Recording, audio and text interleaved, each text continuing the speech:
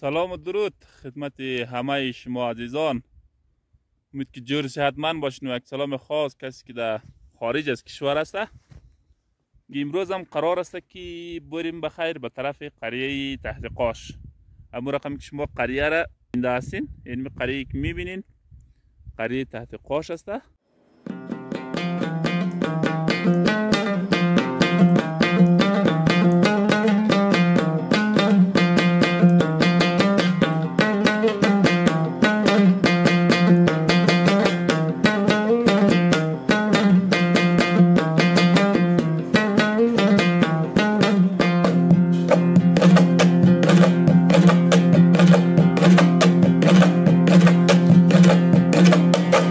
عاشق شدیم با هر دو چشمان، به دل دارم دیده مهد و ارمان، به دل دارم دیده مهد و ارمان.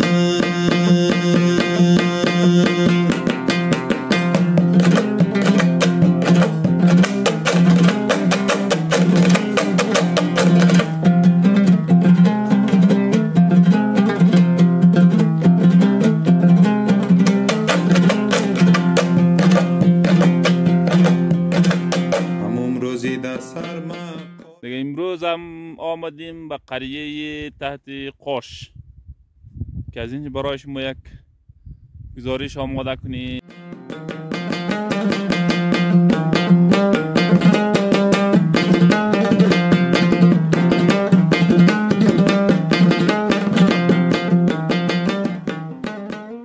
ما شنیدیم که یک مسجد خیلی کلان ساخته. بریم از نزدیک ببینیم که مسجد چه اندازه است و کدام امکانات داره و همچنان ایرا خود مردم محل ساخته یا کسی همکاری کرده نکرده و در صورتی که کسی که همکاری کرده باشه انشالله اگر لیستی در دسترس بود در ویدیو ذکر خواهیم کرد که تا کسان دیگه هم که خواهان همکاری بود برای از این مسجد همکاری کنه.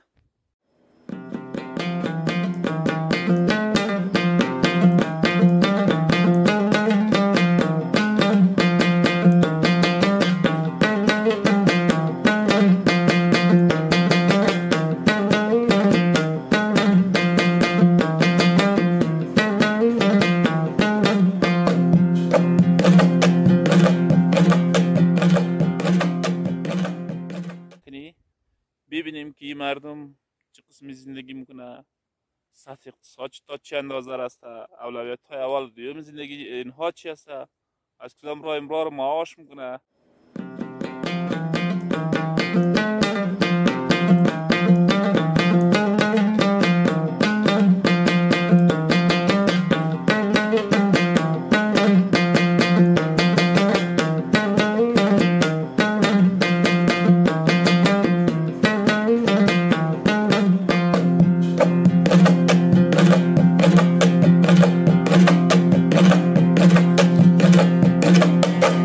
عاشق شدیم با هر دو چشمان، به دل دارم دیده مهد و ارمان، به دل دارم دیده مهد و ارمان.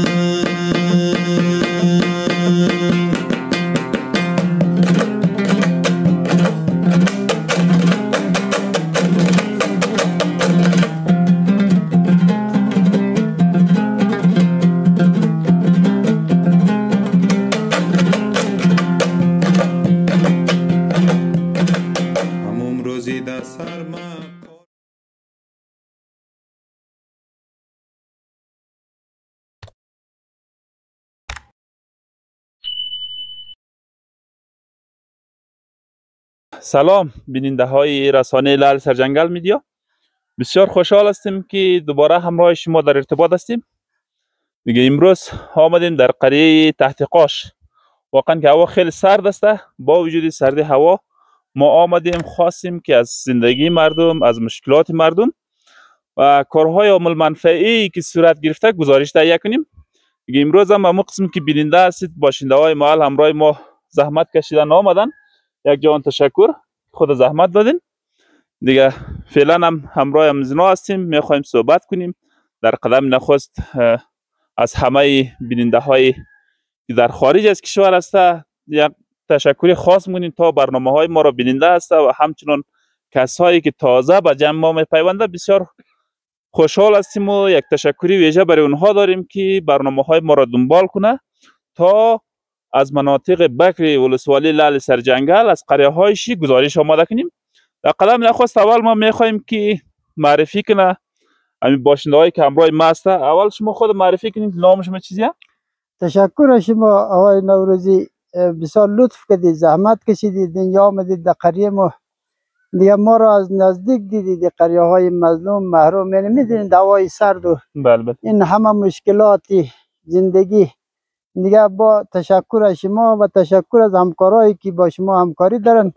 ما اسم ما خداداد کربلایی به عنوان رئیس شورای تحقیقات، دیگه ایشان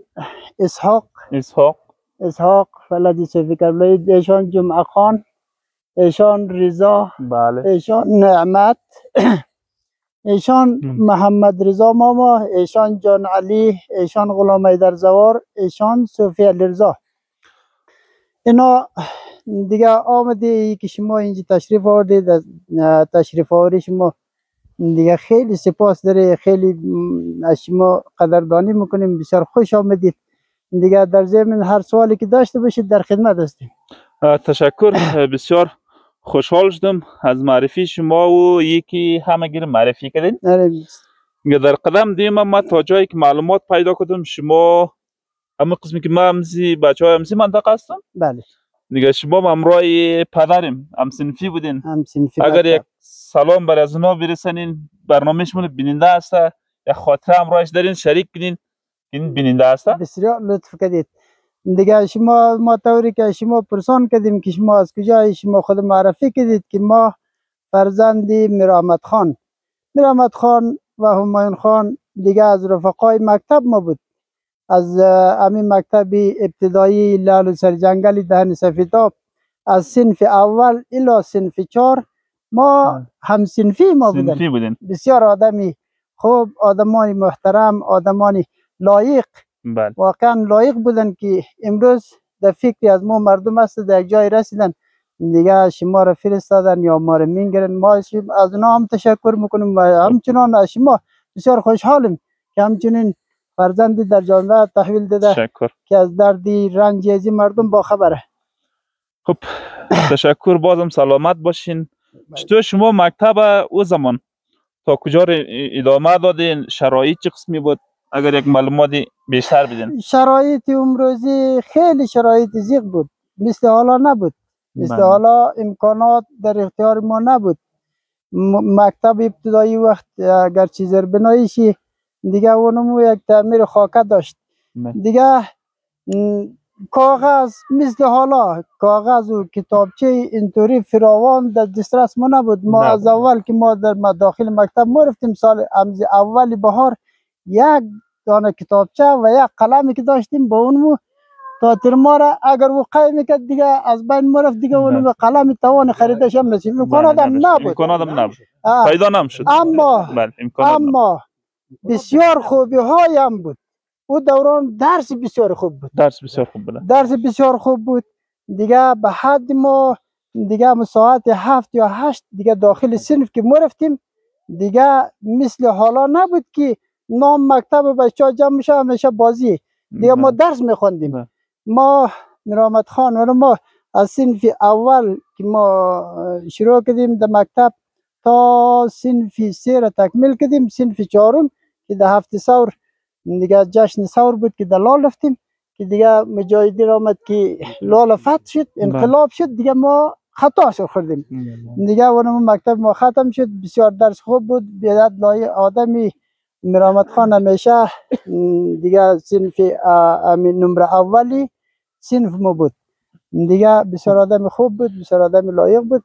دیگه خلاصه درس بسیار خوب بود. مکتب به حدی با او امکانات کم به حد معلم ها هم کوشش میکرد. دیگه ما همونمو یک مقدار سوادی که تا حالا داریم از فیض و برکت اونمو چند صنف اونمو صنفی که خواندیم اونمو است دیگه تمام آگاهی ما. حالا که میگیریم بچه ها درس میخوانه از پرسان میکنیم که تو در کجا رسیدی، مثلا میگم ما صنف 12 را خواندیم 14 را خواندیم، اما از نیروی تحریر و تقریر و مقابل اون صنف 3 امروز نیست. بله دقیقاً کدام سال بوده که زمان؟ و سالا شاید سالی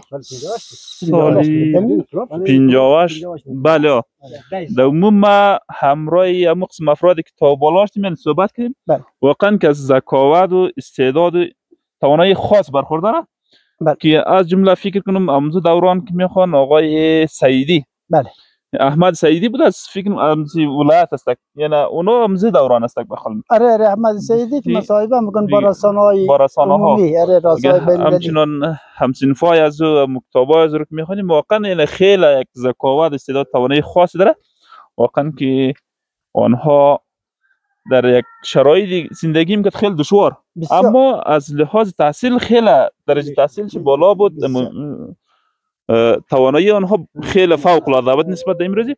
خب تشکر، بازم از موضوع دور نشیم دیگه. فعلا شما یک معلومات بدین همراه امسی مردمای قریه که اینجاستیم، راجع به امسی قریه معلومات بدین که چی تعداد خانه است، کسب کار از اینا چی است، امی شغل و پیشه‌شی زراعت، کسب کار تجارت هم داره نداره، چه قسم زندگی منه.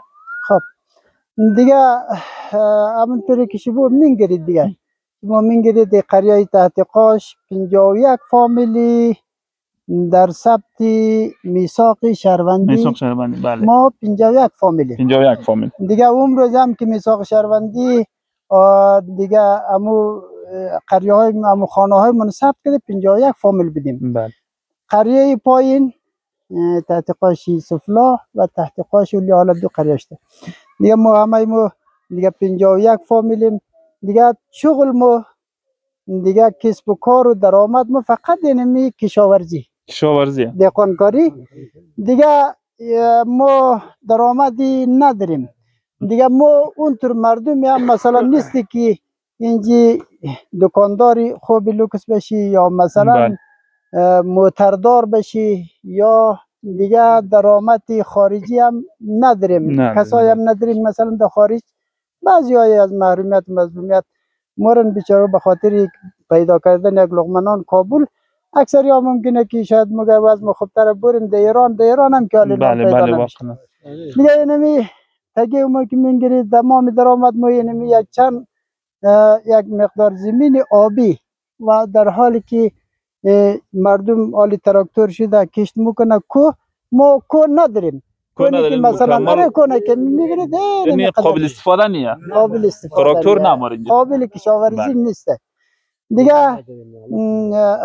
و دیگه ما از یک خواهش کوچکانه از همیزی مقام محترم ولسوالی داریم، از همی دولت امارت اسلامی داره که به خاطر چیز ما مدت 8 سال است که ما تمام درآمد ما اینمی زمین چند قطعه زمین آبی است دیگه. ما 8 سال که از کمک تخم بذری و کود کیمیایی محروم هستیم. این ما امی الا یک پرسان میکنیم شما امی رو پخش کنید لطفا. انشالله ما 1-2 سال پیش یک درخواستی امری کردی بدیم در ریاست زراعت که الا چیزی که پیش از ما مثلا نمو نوبتی از ما کیمن دیگه او هم معلوم نشد و این سال 8 سال 5 سال که از دوره جمهوریت بوده و 3 سال هم از دوره امارت اسلامی است.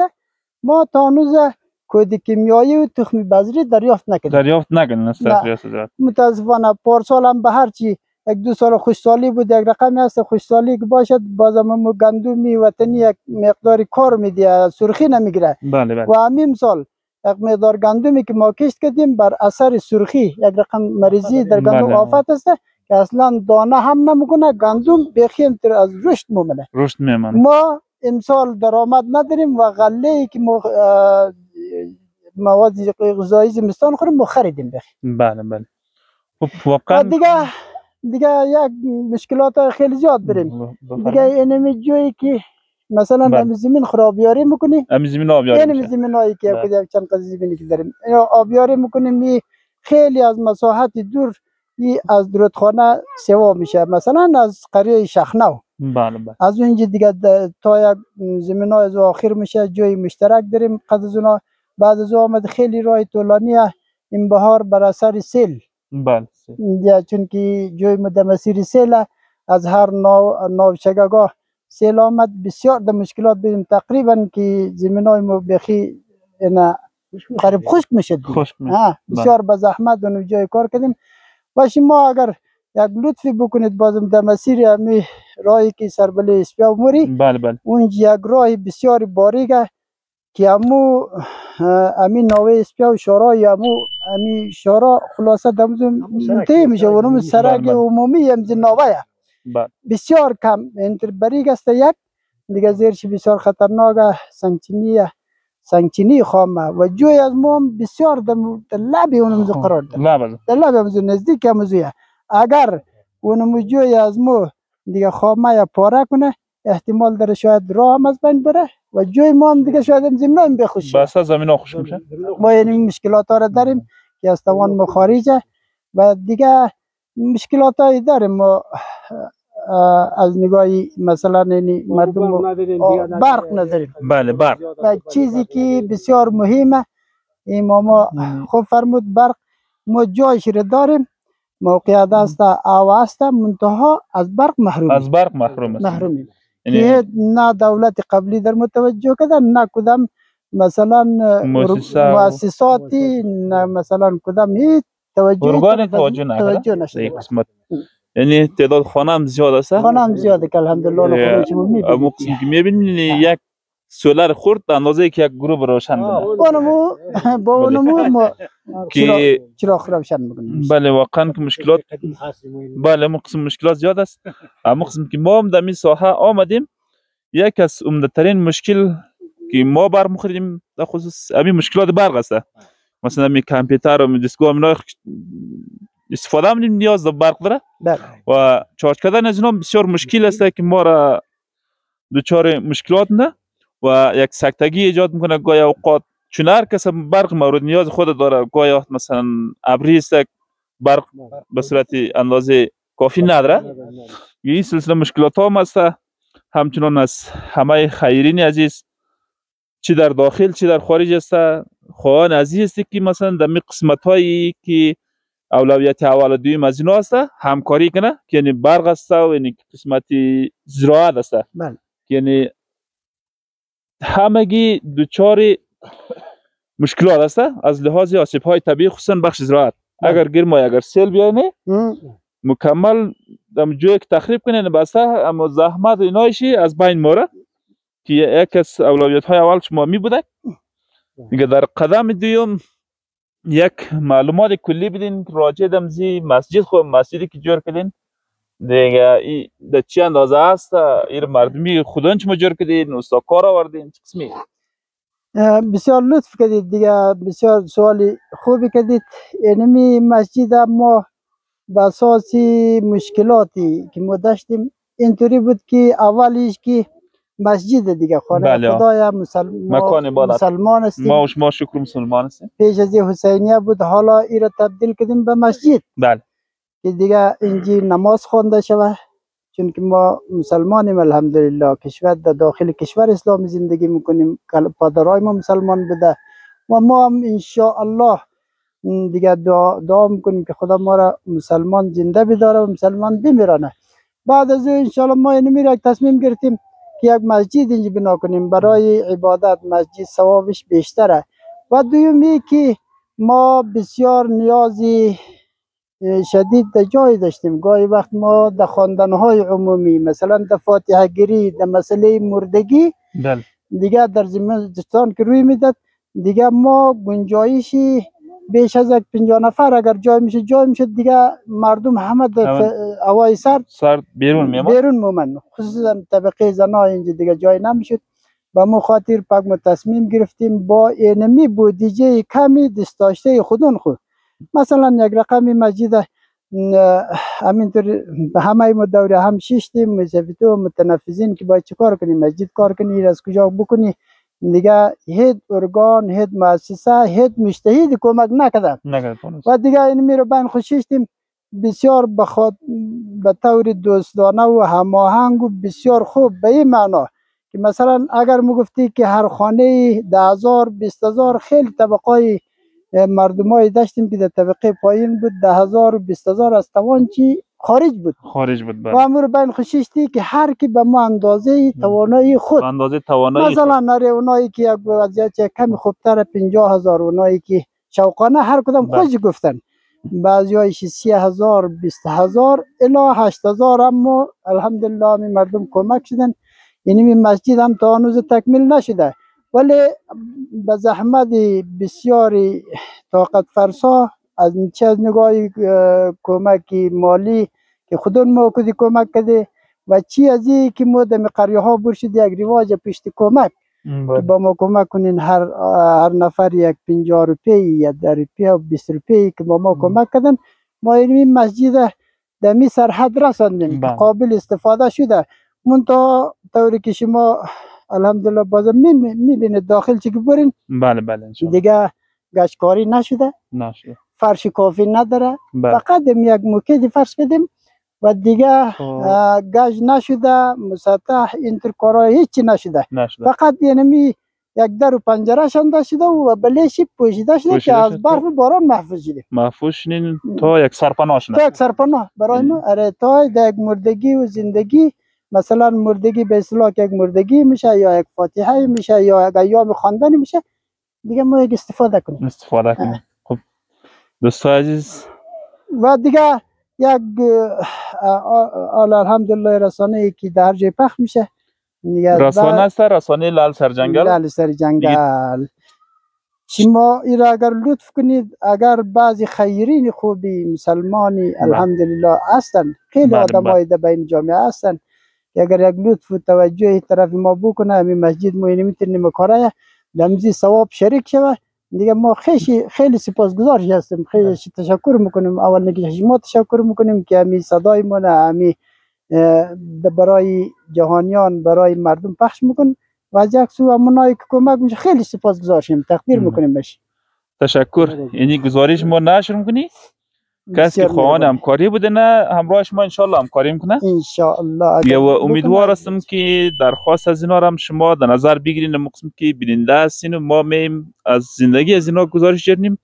اینترنشنال که تنها منبع سرگرمی شنه یا تنها سایل کنه و احساس مسئولیت نکنه بخصوص کسایی که امزی منطقه است فعلا در خارج زندگی میکنه دیگه اینجا هم منطقه شه به عنوان جای مادریش زادگاهش پدر و مادرش برادرش امیدوار هستیم که فراموش نکنه اینا را اگه احساس مسئولیت کنه انسان زمان پیشرفت نه در یک جایگاه میرسه دیگه همیشه باید حسی انسانیشی حسی بشردوستیش زنده باشه که اولویت اول مردم منطقه شه و از همه از عزیزان خواهشمند هستم که در مردم منطقه خوب بخصوص مردمی که همزی منطقه است در این قسمت همکاری کنه در قسمت مشکلات هایشی چی است اما تا اندازه توان کنه دیگه این هم درخواست مردم است دیگه بعد از این میریم به خیر هم طرف مسجد بریم که یک تصویر برداری کنیم از کل منطقه برای شما یک تصویر میگیری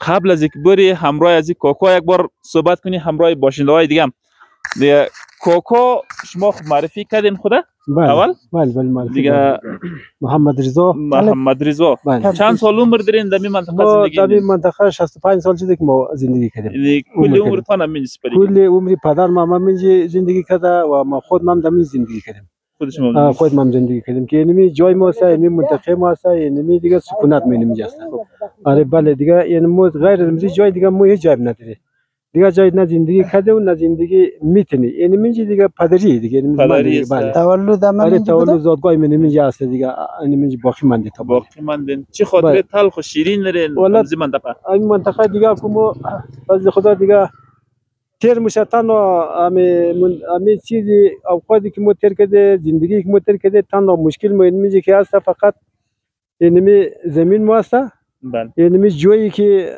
پیشتر رئیس شورای مگاب زده اونمو جای ما مشکله دیگه مشکل برق نداری بله دیگه اینمی زراعتی که مثلا در چند سال که اینمی توزیع شده امی تخم‌های بذری امی چیزا این دمو نرسیده اینمی مشکلات تلخ مو در چند سال مو سر دیده در سر خود دیده. بله بله. دیگه خوب پیش از این خوب پدرها بودن که امی مو خبر نداشتی که چی رقم کرکزو نکرد. بله. این مو خودون مو اینمی دمیزی نظر خودون خود دمی زندگی خود دمی روزمره خودون خود میگیری که اینمی تر مو تر ممکن دمیزی تلخی. بخشش باشه یک بار را اعلام کنین کمی دیگه زندگی شخصی خود بگوین چند اولاد دارین چیز کار میکنه اونا؟ اولاد داریم یک بچه و دختر یک 8 دانه اولاد داریم. ماشاءالله نام خدا خداوند در عمرشان برکت بده و زندگیش رو حفظ کنه. حفظ کنه الهی آمین. اونم بچهای ما هم در مکتب خواندن دیگه به نتیجه ماندن کلیگیشی دیگه کارگر هست دیگه خلاص کلا کارگر هست دیگه. چطور شوق کردین که یک قدر فرزند زیاد داشته باشین؟ 2 زن کردیم.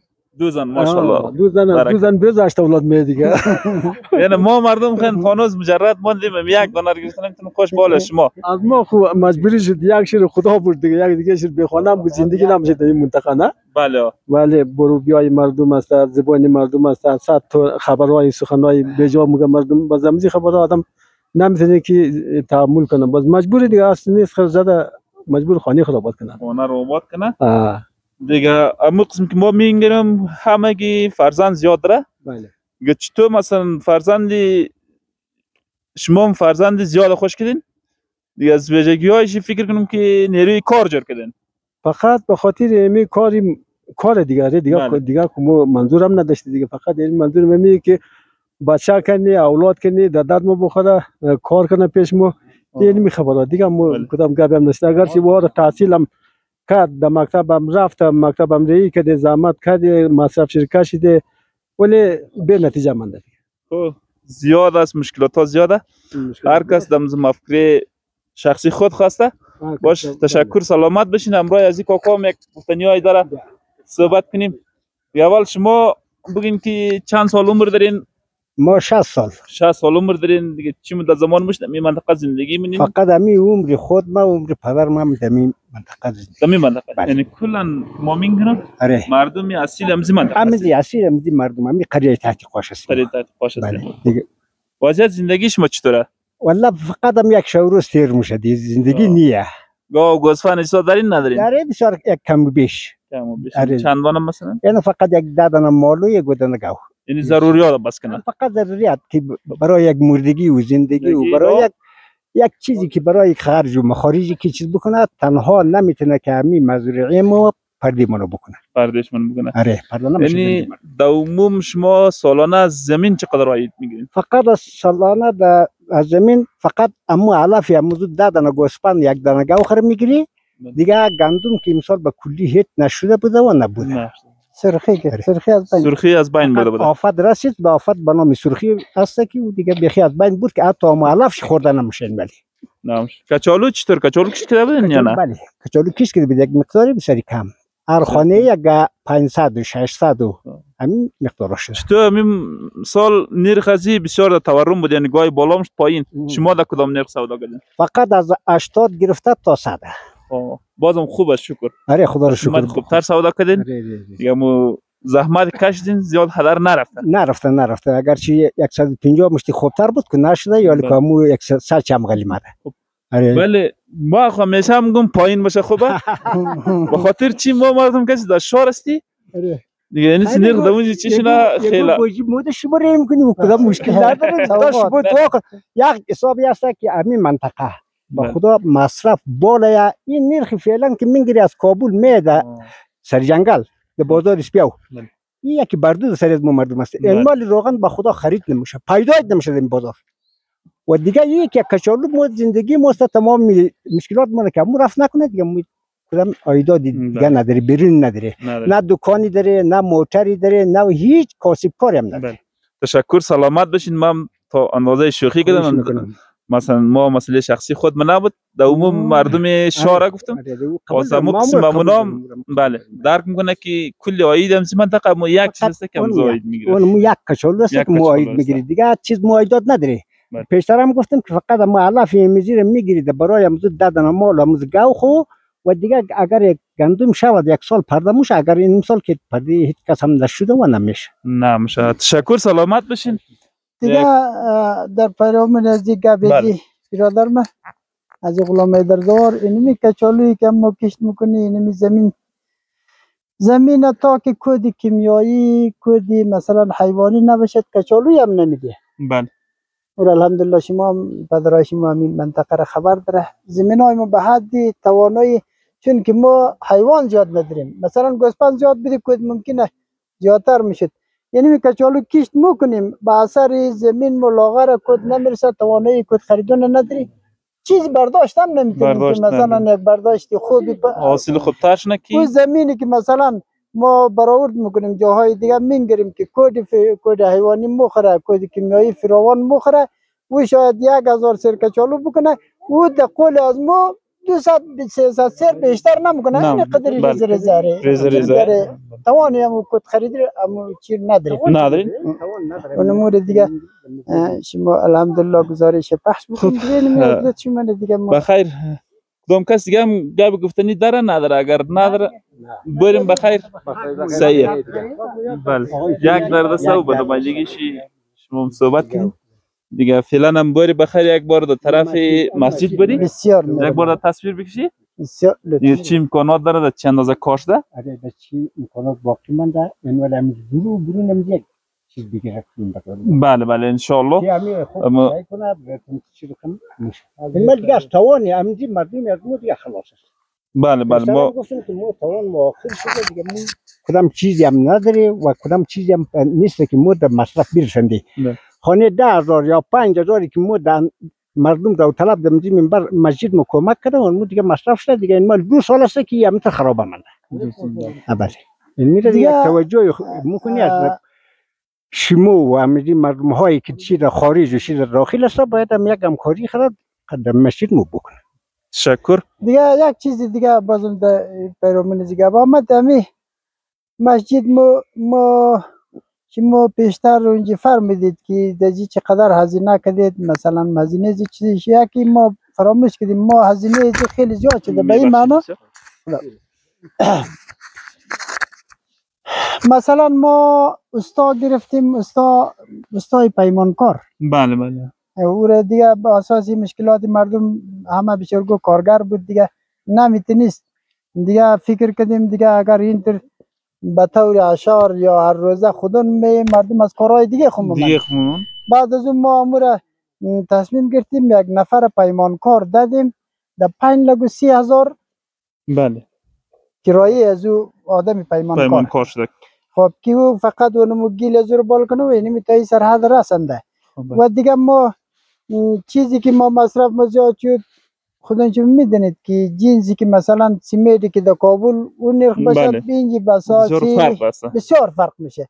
بر اساس دوری راه، بر اساس کرای موتر و اینجی ما 200 پاکت سیمید آوردیم، سیم زیاد آوردیم. خلاصه ما که حالا برآورد کردیم تا هنوز یعنی مسجد مقدمی سرحد رسیده تقریبا مصرف به 12 لک افغانی رسیده. بله 12 لک واقعا که امو یک کاری خوب کردیم که امو استار کوشش کردیم که امو پایه های امو ستون های از کم سیم و کم سیمید نشوه، دا آینده دا زود خراب نشوه دیگه. تا بعدش که تا یک مدتی را بعد از هر روز همو زمان و همو شرایط میه دیگه. بله تا یک مدت را یعنی رقم شده دیگه. بازم دیگه شما لطف کنید بخیر از داخل مسجد اگر بگیرن داخل برین چی دیگر چیزی گفتنی. بله انشالله خواستای خود گفتین دیگه. فعلا هم مریم بخیر به طرف مسجد. یک بار در تصویر بکشید تا بیننده های عزیز ببینه. بسیار مهربانی. خب من خود کامرا رو میگیرم، شما برین دیگه قبل از ما. بسیار مهربانی دیگه زحمت های تانو ببخشید. شما لطف کنید. شما مریم بخیر.